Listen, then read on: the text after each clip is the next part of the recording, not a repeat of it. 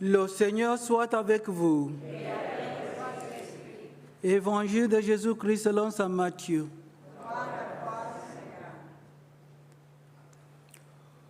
En ces temps-là, Jésus commençait à montrer à ses disciples qu'il lui fallait partir pour Jérusalem, souffrir beaucoup de la part des anciens, des grands prêtres et des scribes, être tué et le troisième jour ressuscité.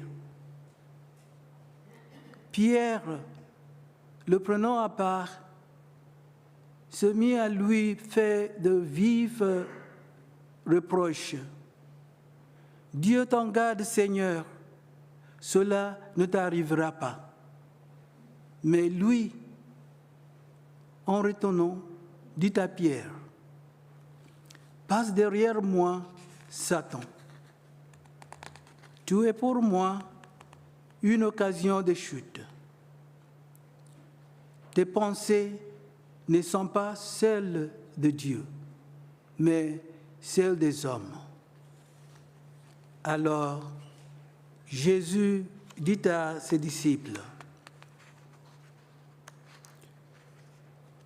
si quelqu'un veut marcher à ma suite, qu'il renonce à lui-même, qu'il prenne sa croix et qu'il me suive.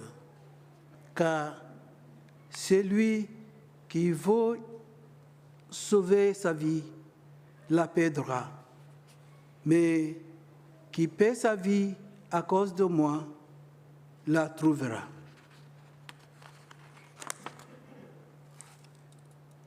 Quel avantage, en effet, un homme aurait-il à gagner le monde entier si c'est au prix de sa vie? Et que pourrait-il donner en échange de sa vie? Car le Fils de l'homme va venir avec ses anges dans la gloire de son Père. Alors, il rendra à chacun selon sa conduite. Acclamons la parole de Dieu.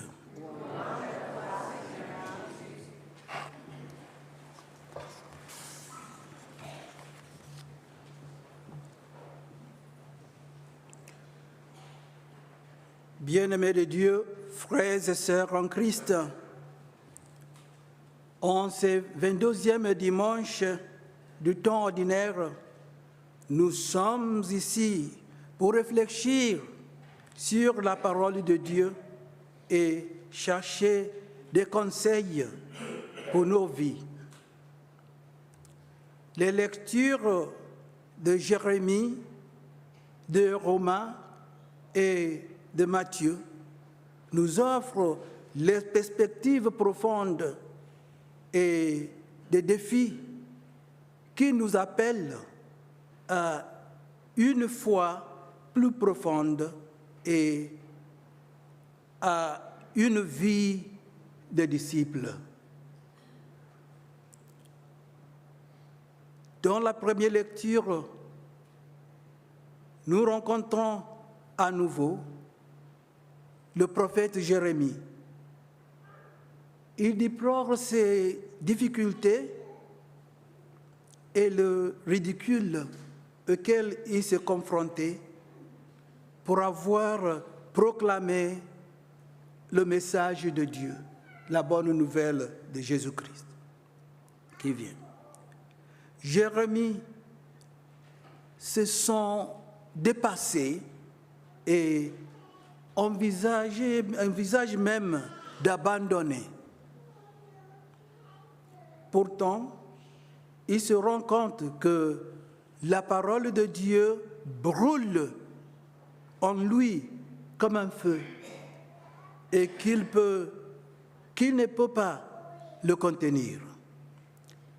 Malgré les difficultés, il trouve la force de persévérer dans sa mission. De même, en deuxième lecture, Saint Paul exhorte les Romains et nous aussi à offrir nos cœurs comme les sacrifices vivants, saints et agréables à Dieu. Il nous encourage à transformer notre esprit et à ne pas nous conformer aux habitudes du monde. Cette transformation nécessite d'abandonner nos propres désirs et accepter la volonté de Dieu. Dans l'Évangile, nous assistons à un moment significatif entre Jésus et ses disciples. Jésus révèle qu'il doit subir de grandes souffrances, être rejeté par les chefs religieux, mis à mort et finalement, au troisième jour, ressuscitera.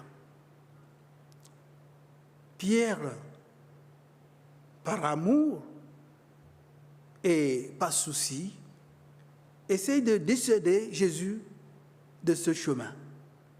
Cependant, Jésus réprimande Pierre. « Passe derrière moi, Satan. » Il reconnaît que ces paroles, les paroles de Pierre, découlent de la pensée humaine plutôt que du plan de Dieu. Pour faire comprendre son point de vue, Jésus met ses disciples et nous-mêmes au défi de prendre nos croix et de le suivre. Il souligne que le véritable disciple-là implique le renoncement à soi-même et la volonté de relever les défis qui accompagnent le fait de suivre le Christ. Bien-aimés de Dieu, parfois, nos propres désirs, nos propres plans peuvent ne pas s'aligner sur le plan, sur le plus grand dessein de Dieu pour nous. Dans de telles situations, nous devrons abandonner notre dessein, notre besoin de contrôle et accepter les bénédictions inattendues que Dieu nous envoie. Alors que nous réfléchissons aux lectures d'aujourd'hui, demandons-nous, sommes-nous prêts à abandonner nos plans et nos désirs à Dieu, convaincus que ses voies sont plus grandes que les nôtres? Pouvons-nous trouver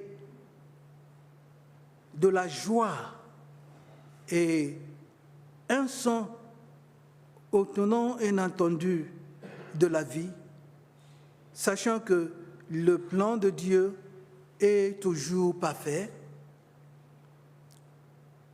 Puisse le Saint-Esprit éclaire nos cœurs et nous guider pour notre chemin de foi.